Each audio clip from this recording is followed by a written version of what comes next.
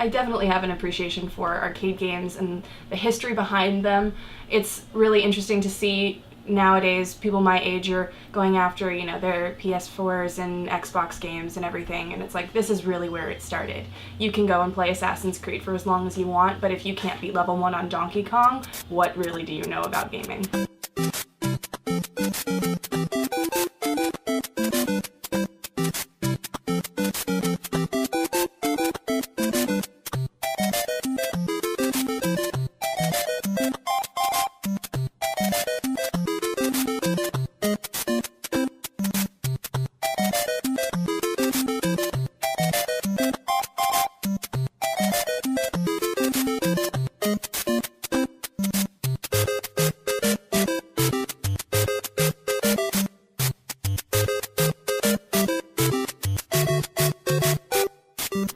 I'm Gene Lewin. I'm the owner of Vintage Arcade Superstore in Glendale, California.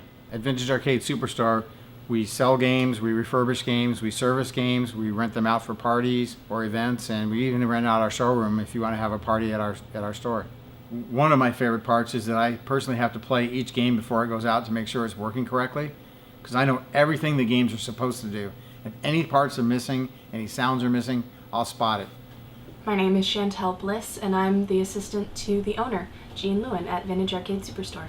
For Gene, I'm basically his second hand in the office. I'm in charge of monitoring our online chat program on the website. We just added this in so people can have a direct chat access to us here in the office.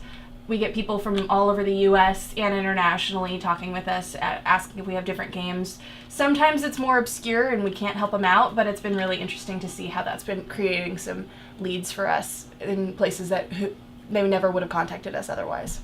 Vintage Arcade Superstore is so well known in the arcade world that when the King of Kong movie came out, I was not only invited to the movie premiere, but Vintage Arcade supplied the Donkey Kong machines at the party afterward that Steve Wiebe played on. Speaking of the King of Kong, Vintage Arcade Superstore is supplying the games for the Twin Galaxies office, which is now in Los Angeles. Twin Galaxies is the official scorekeeper for all the arcade games for the world record holders.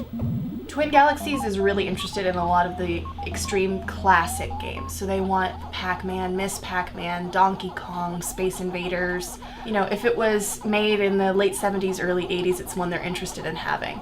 Jace Hall is an extremely knowledgeable guy and loves these games with his whole heart, and it's really exciting to see someone who's so enthusiastic back at the helm of Twin Galaxies.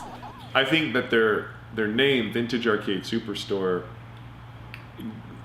it does them a disservice a little bit, because really what they do at this point is artistic. The technology that they have to work with, it's the knowledge, the historical knowledge you have to contain to be able to work on these machines, restore them, bring them to life. That doesn't grow on trees. You don't go to school and learn that anymore. That's gone. And so it's not like when I think Superstore, I think of like just a store, but it really isn't. You go in there and there's just like a bunch of people who are passionate about this subject, who have studied and learned on their own how to do this, and then shared knowledge and invested time to be able to bring these machines the service they need, and bring them back to life.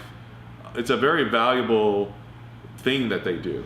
Your repair times and costs will just skyrocket out of control. So Gene, having that much experience and being there and continuing to be passionate about this and sharing his knowledge with like Jack, who's much younger, I think it's critical. There are not that many Genes around. Yeah, we do everything, we had a sale not too long ago where we sold like 20 classic cabinets to a prop shop, and they restored every single one of them for that movie Pixels. We sell to a lot of barcades. We have a lot of business with, collectors, but a lot of our business also is people who just want like one game in their house, so they'll buy like a cocktail table or like, an upright, like, oh, Donkey Kong's my favorite game, can I get a Donkey Kong from you guys? So here's our storage room where we have tons of games that are unfinished, and they can go from looking like nothing to our finished product. We have lots and lots of games.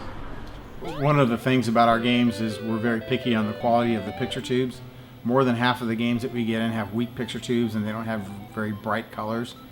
And like if you buy a game off of eBay or Craigslist, you just never know what you're getting.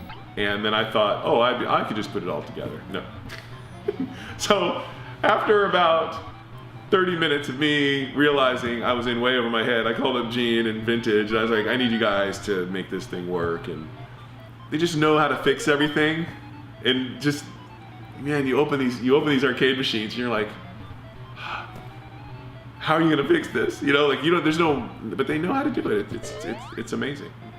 They have the brain trust over there and all the contacts necessary to fix anything. I have an extensive knowledge of arcade games. I'm considered an expert. People that don't know about what part of game used, I know everything in my head. He's been doing it for 40 years, and you can tell that he's been doing it for 40 years. He lived through it, He's been running arcades since the late 70s, this is a guy who really lived and was involved firsthand in the golden age of video games, through the entirety of the whole thing. I got started by buying my own pinball machine in 1976, which I still have, and I started opening arcades up in 1980. I owned 4 arcades. I had them in Burbank, La Crescenta, and San Diego, even Yuma, Arizona.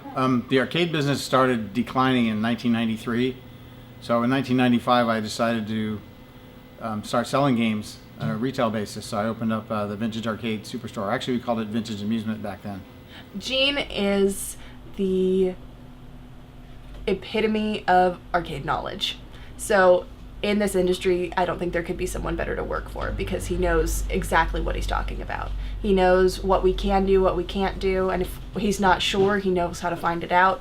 He knows how to find games customers are looking for, even if he doesn't have it himself. And it makes it an interesting place to work, because things are constantly moving in and out. We're getting games in all the time, and stuff is leaving all the time. So it's fantastic to see games that I've never even heard of before come in the door. Our customers are loyal to us. They're very happy with their products, and they keep coming back when they need more product. And the reason they're coming back is because of all the love and care that we put into the games. When you go there, there's just nice people. It's like when you walk in, they're already appreciating the fact that you are into these arcade machines and this sort of this part of collecting, or whether it's for your business like a barcade or something like that. They're already appreciative of that, and that comes across. So I've had nothing but a good experience. I didn't get into this arcade business of selling games because I just wanted to make money. I did it because I love arcade games. It's my passion. I know everything about them. We have an extensive checklist that we go through to make sure every part of the game is working correctly and looking good, so that when a customer gets a finished product, it's everything they expect it to be. We offer people a chance to buy a piece of their childhood, and we make all these vintage games come back to life, just like they used to when they were in the arcades.